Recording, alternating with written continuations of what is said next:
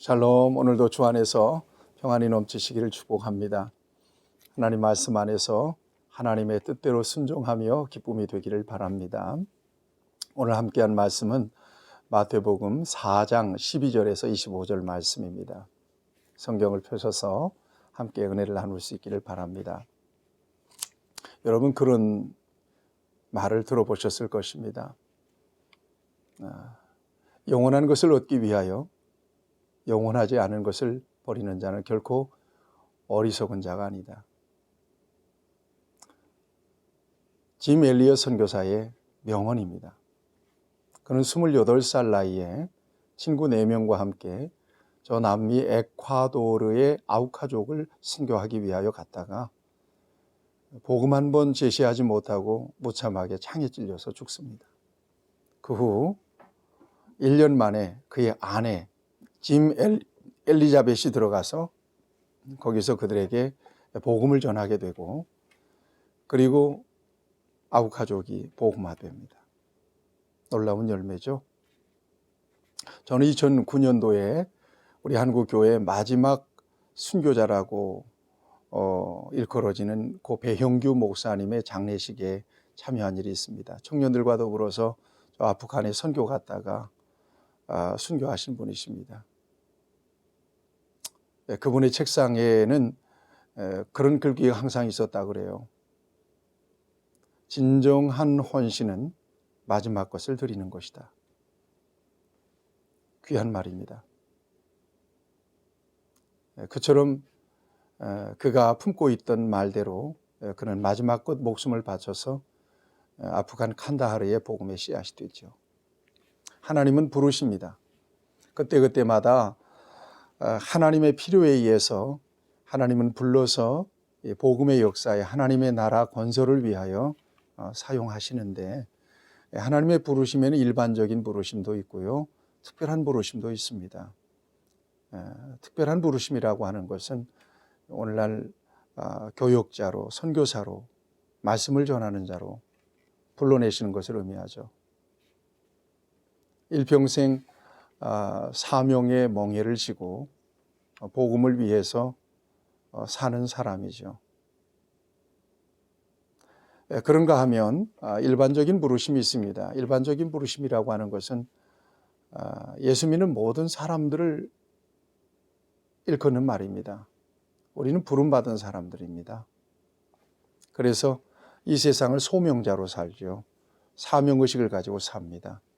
하나님이 나를 부르셨다. 그리고 하나님께서 내 인생을 맡겨주셨고, 하나님께서 이 세상에서 일생을 사는 동안 나이를 맡겨주셨다. 목적은 하나예요. 하나님께 영광이 되고 하나님께 기쁨이 되고. 그런 의미에서 우리는 부름받은 주님의 사역자들이요, 동력자들이요, 일꾼들이라고 하는 거죠. 저와 여러분들이 어떠한 부르심에 있든지, 어떤 삶의 자리에서 불러냄을 받았든지 충성스럽게 쓰임받게 되기를 바라고, 주님 앞에 섰을 때 부끄러움이 없기를 바라고, 칭찬 듣고 면류관 쓰게 되기를 축복합니다. 자, 오늘 본문 말씀을 보면 예수님께서 세례 요한이 옥에 갇혔다는 소식을 듣습니다. 그리고 저 갈릴리 북쪽에 스불론 납달리 지역이 있는 가버나움에서 사셨다, 이렇게 말씀하세요. 왜 북쪽으로 가셨느냐? 피신하신 것인가? 그렇지는 않고요. 두 가지 목적이 있는 거죠. 하나는 말씀을 이루기 위하여 가셨다, 이렇게 말씀하고 있거든요. 15절을 보면 스불론 땅과 납달리 땅과 요단강 저편의 해변의 길과 이방의 갈릴리여, 흑암에 앉은 백성이 큰 빛을 보았고 사망의 땅과 그늘에 앉은 자들에게 빛이 비추었도다 하였느니라. 선지자 이사야 9장 1절에서 7절 어간에 이 같은 예언의 말씀이 있습니다. 말씀을 정확하게 이루시고 성취하시는 역사를 이렇게 보여주고 있는 것이죠. 또 하나의 목적은 이 스불론 납달리 지역은 분열 왕국 시대의 북이스라엘에 속했던 지역입니다. 그래서 남쪽으로는 유다의 공격을 끊임없이 받았고요. 북쪽으로는 저 아수르의 공격을 끊임없이 받았던 아주 비참한 지역이죠. 희망이 없는 곳이었어요. 왜 우리 주님은 이곳을 찾으셨을까? 공생의 초기에. 여기 아주 상징적인 의미가 있다고 봅니다. 예수님께서 이 땅에 오신 것은 가난한 자들에게 복음이 되기 위해서예요. 어두운 곳에 빛이 되기 위해서, 사망이 있는 곳에 생명을 주시기 위하여, 희망이 없는 곳에 희망을 주시기 위하여 오셨어요. 그래서 이 낙후한 지역, 비참한 지역, 희망이 없는 곳에서 예수님은 천국 복음을 전파할 마음을 가지셨던 것이 틀림이 없습니다. 그래서 우리 예수님은 그 지역에서 비로소 17절 말씀입니다. 이때부터 예수께서 비로소 전파하여 이르시되 회개하라 천국이 가까웠느니라 하시니라. 여러분, 저와 여러분들이 죄로 인하여 어두운 심령을 가지고 세상을 살 때에 복음의 빛을 받았습니다. 스불론 납달리 지역은 희망이 없는 곳이었다고 말씀드렸습니다. 복음은 여기에 필요합니다. 죽음으로 가득한 그곳에 복음이 필요하죠. 오늘 저와 여러분들이 복음의 능력이 들어간 곳에 하나님의 통치가 임하고 하나님의 나라가 임한다. 이 같은 공식을 잘 알고 있습니다. 하나님의 나라는 하나님이 다스리시는 곳입니다. 하나님이 왕이 되시는 곳이죠. 오늘 이 땅에 소외되고 절망과 죄의 고통 속에서 신음하는 모든 사람들에게 이 같은 천국 복음이 필요합니다. 그 복음의 좋은 일꾼으로 부르심으로 쓰임받는 저와 여러분들이 되고 이 땅의 교회가 되기를 간절히 소원합니다.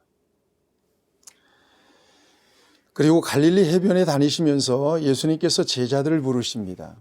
이제 오늘 본문 말씀을 보면 베드로와 안드레가 부름을 받습니다. 18절을 보면 갈릴리 해변에 다니시다가 두 형제 곧 베드로라 하는 시몬과 그의 형제인 안드레가 바다에 그물 던지는 것을 보시니 그들은 어부라. 19절 말씀하시되 나를 따라오라. 내가 너희를 사람 낚는 어부가 되게 하리라 하시니 그들이 곧 그물을 버려두고 예수를 따르니라. 베드로와 안드레가 이렇게 부름을 받습니다. 또 21절을 보면 세베대의 아들 야고보와 요한이 아버지와 함께 그물을 입고 있을 때 역시 그들을 부르십니다. 이때 그들은 배와 아버지를 버려두고 예수를 따르니라. 이렇게 해서 예수님의 제자가 됩니다. 왜 예수님께서 제자들을 부르시느냐? 성경은 분명히 예수님이 제자들을 부르신 목적을 밝히십니다. 마가복음 3장 14절 15절에 보면 이에 12를 세우셨으니 이는 자기와 함께 있게 하시고 또 보내사 전도도 하며 귀신을 내쫓는 권능을 가지게 하려 하심이더라 그랬거든요. 함께 있게 하시고 전도를 위하여 귀신을 내쫓는 권능을 통해서 백성들을 건져내시기 위하여 제자들을 부르신 것입니다. 한마디로 예수님과 함께 동역하기 위해서 제자들을 부르신 것입니다. 여러분, 저와 여러분들을 부르심도 마찬가지입니다. 예수님의 동역자죠.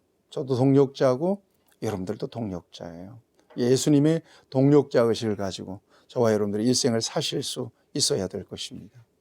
자, 이 같은 부르심에 그들이 응답하는 것을 오늘 본문 말씀은 잘 보여주고 있습니다. 잘 이해가 안 되는 부분이에요. 낯선 이가 와서 나를 따라오너라. 그랬을 때 배와 그물을 버리고 아버지도 버리고 따라갑니다. 여러분, 우리가 하나님의 부르심에 어떻게 응답할 수 있어야 될 것인가? 하나님이 부르셨을 때 우리가 어떤 반응을 보여야 될 것인가?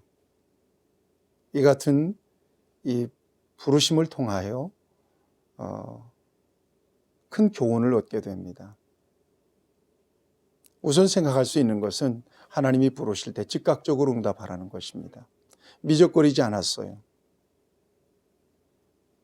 무조건적으로 응답하는 그들의 모습을 통해서 하나님이 어떤 부르심을 통하여 우리를 불러내시든 아멘 하고 무조건적으로 순종하는 것은 너무나 귀한 자세입니다.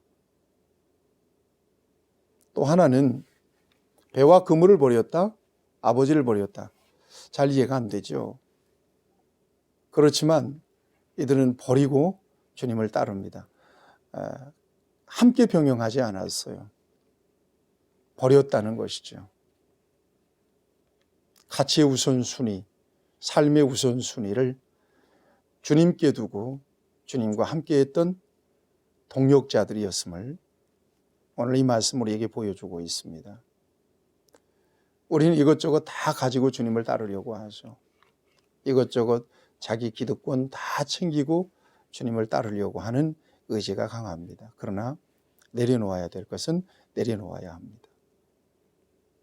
사명의 길에서 필요치 않은 것들은 내려놔야 합니다. 그래서 예수님께서 제자도를 말씀하실 때 누구든지 나를 따라오려거든 자기를 부정하고 자기 십자가를 지고 나를 따르라고 말씀하시죠. 무엇이 우선인지, 무엇이 중요한지를 사명자, 부름받은 사람은 분명하게 인식할 수 있어야 될 것입니다. 주님이 우선입니다. 주님께서 맡겨주신 사명이 우선입니다. 이게 부름받은 사람이고 이게 사명자입니다. 여러분, 어떻게 불러내시든 주님을 우선순위에 놓고 여러분들의 삶의 우선순위가 우리 주님의 부르심이 되기를 바랍니다. 그럴 때 충성된 제자요, 일꾼으로 주님의 능력을 받아서 주님과 함께 동역하는 제자로 쓰임받게 될 것입니다.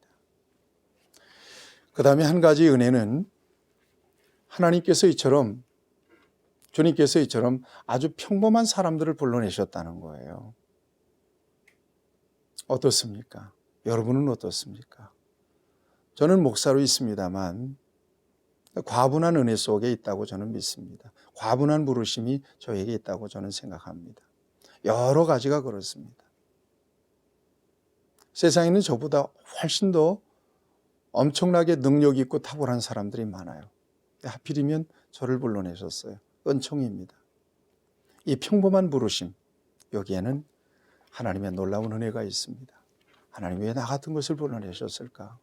스스로 자기를 부인하는 것은 굉장히 중요하지만 그것 때문에 소명을 거스르고 거부하는 것은 오히려 교만입니다. 왜냐하면 내 능력과 내 지혜와 내 힘으로 할 수 있는 일이 아니기 때문이에요. 주님은 불러내셨다면 그에게 필요한 능력과 권능을 입히셔서 지혜를 주셔서 그 모든 일들을 감당하시기 때문에 저와 여러분들은 부르셨다면 아멘 하고 나서는 것이 부름받은 사람들의 올바른 응답입니다.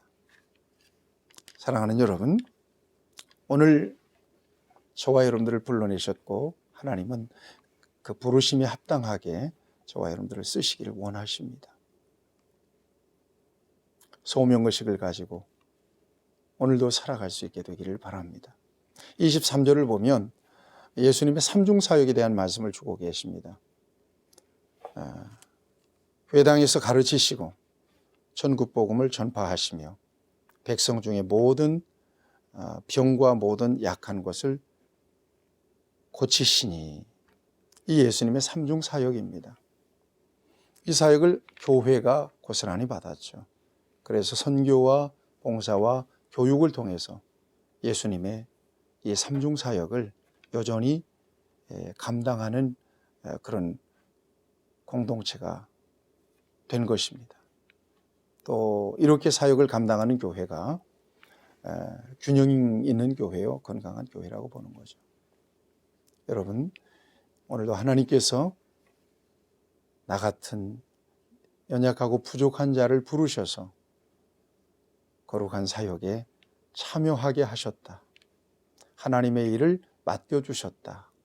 이 믿음 가지시고 우리 주님께서 기뻐하시는 귀한 사명을 잘 감당해낼 수 있도록 은혜 주시고 힘 주시기를 축복합니다. 기도하시겠습니다.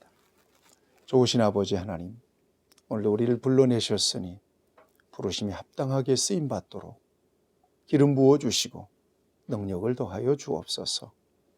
예수님의 이름으로 기도하옵나이다. 아멘.